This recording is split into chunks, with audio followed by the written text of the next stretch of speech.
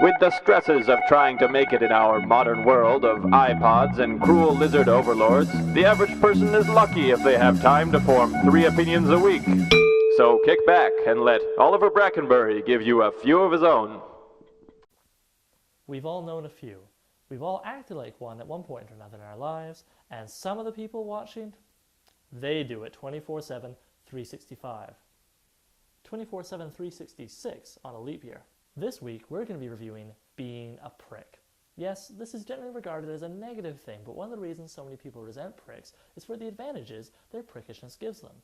Now, we're going to break this all down, but first, I just want to point out that despite the way the word is gendered, women can be pricks too.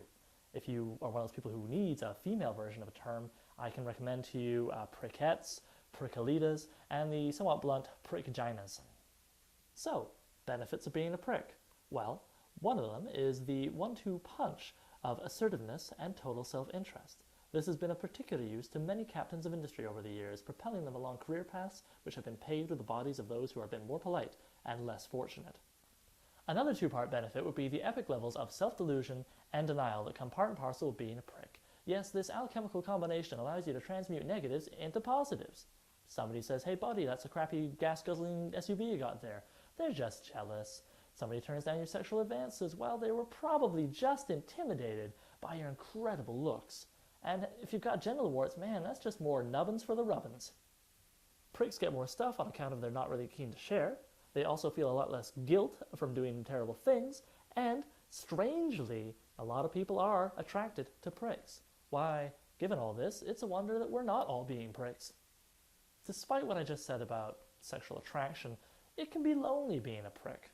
I mean, you're never going to really know if people sincerely like you, or if they're just acting that way because you're in a position of authority, or they simply cannot be bothered to confront the kind of individual who thinks it's funny to replace birth control pills with Jolly Ranchers.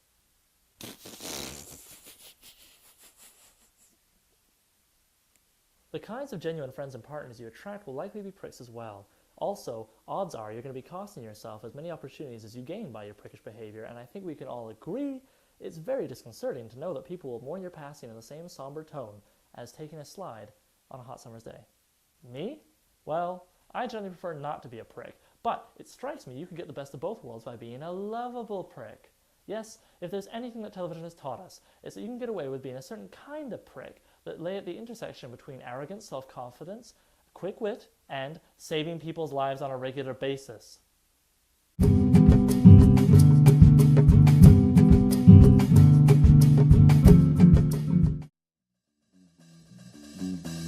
What Oliver failed to mention is that if you're a prick who wants to become a lovable prick, then you have to work through a backlog. Yep, you have to save one person's life for every time you double park, talked loudly during a movie, or purposefully vomited directly into a dog's mouth.